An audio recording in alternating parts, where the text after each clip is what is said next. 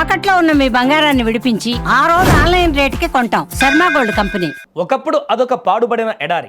నిన్నటి వరకు భూతల స్వర్గం కానీ ఇప్పుడు కాలిపోతున్న అగ్నిగుండం. పశ్చిమాసియాలో రగులుతున్న యుద్ధం ఇప్పుడు ఒక అందమైన అమాయకమైనటువంటి దేశాన్ని నిలువున దహించి వేస్తుంది. అదే ఖతార్. తమకు సంబంధం లేని యుద్ధంలో ఇప్పుడు ఖతార్ బలైపోతుంది. ఇరాన్ ప్రయోగించిన మిసైళ్ల దెబ్బకు ఖతార్ గుండెకాయ లాంటి ఇంధన క్షేత్రాలు పేక మేడల్లా కూలిపోయాయి. ఎన్నో దశాబ్దాలు కష్టపడి ఇసుక తిన్నెల మీద నిర్మించుకున్న ఆ అద్భుత సామ్రాజ్యం ఇప్పుడు నిలువునా కూలిపోతుంటే ఆ దేశం కన్నీరు పెడుతుంది. అసలు ఇరాన్ దాడుల వల్ల ఖతార్కు జరిగిన నష్టం ఎంత? అప్పటి ఖతార్కు ఇప్పటి ఖతార్కు ఉన్న తేడా ఏంటి? ఈ దెబ్బతో ఖతార్ నిజంగానే దశాబ్దాల పాటు వెనక్కి వెళ్ళిపోయిందా? అసలు ఖతార్కు ఎంత పెద్ద డ్యామేజ్ జరిగిందో తెలుసుకోవాలంటే ఖతార్ ఎనర్జీ CEO సాద్ అల్ ఖాబీ చెప్పిన విషయాలు వినాల్సిందే. ఇరాన్ చేసిన దాడుల వల్ల ఖతార్లోని అతిపెద్ద గ్యాస్ ప్రొడక్షన్ హబ్ అయినటువంటి రాస్ లఫాన్ తీవ్రంగా దెబ్బతింది.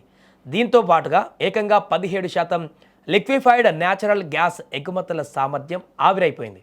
సో దీనివల్ల ఖతార్కు జరిగినటువంటి ఆర్థిక నష్టం ఎంతో తెలుసా? అక్షరాల ఏటా $20 బిలియన్, అంటే మన కరెన్సీలో చెప్పాలంటే సుమారుగా 1,60,000 కోట్లు.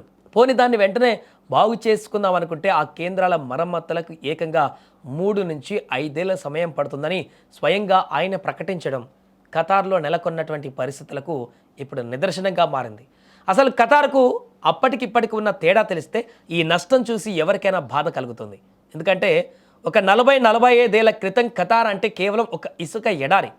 పూట గడవడానికి చేపలు పట్టుకునే స్థాయి నుంచి భూమి పొరల్లో ఉన్నటువంటి న్యాచురల్ గ్యాస్ను గుర్తించి ఆ వనరులతో దేశ రూపురేఖలని మార్చేసుకున్నారు. ట్రిలియన్ల కొద్దీ డాలర్లు ఖర్చు పెట్టి ఆ ఎడారిని ఒక అద్భుతమైనటువంటి గ్లోబల్ సిటీగా తీర్చిదిద్దారు. ప్రపంచంలోనే అత్యధిక తలసరి ఆదాయం ఉన్న ధనిక దేశాలలో ఒకటిగా ఎదిగింది ఖతార్. ఎంతో కష్టపడితే తప్ప ఫిఫా వరల్డ్ కప్ లాంటి మెగా ఈవెంట్ను ఒక ఎడారి దేశం హోస్ట్ చేయలేదు. అలాంటి ఇన్ఫ్రాస్ట్రక్చర్, ఆకాశ హర్మాలు, మౌలిక సదుపాయాలు నిర్మించుకోవడానికి వాళ్ళకు కొన్ని దశాబ్దాల సమయం పట్టింది.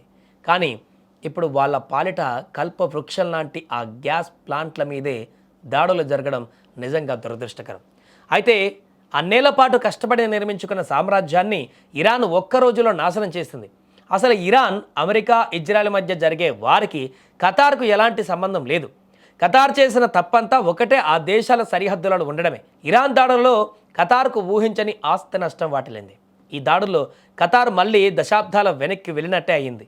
దశాబ్దాలు కష్టపడి కట్టుకున్న సామ్రాజ్యం ఒక రకంగా కనీసం 10 నుంచి 20 ఏళ్ల పాటు చీకట్లోకి వెళ్ళబోతుందని నిపుణులు ఆందోళన వ్యక్తం చేస్తున్నారు.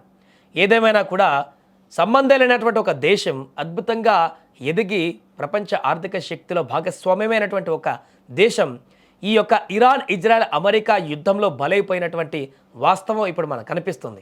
ఈ యుద్ధంలో అత్యంత దారుణంగా ఇబ్బంది పడుతున్నటువంటి దేశం కూడా ఖతార్ అని చెప్పవచ్చు. అసలు సంబంధం లేకుండా, ఆ దేశంకి యుద్ధానికి సంబంధం లేకుండా ఇరాన్ వేస్తున్నటువంటి దాడులతో ఖతార్ పూర్తి అల్లకల్లోలంగా మారడం, అక్కడ అనేక మంది ఉపాధి పొందుతున్నటువంటి వేలాది లక్షలాది మంది యొక్క జీవన ఉపాధి పైన కూడా ఇప్పుడు తీవ్ర దెబ్బ కొట్టడం అనేది అందరినీ కలిచివేస్తోంది.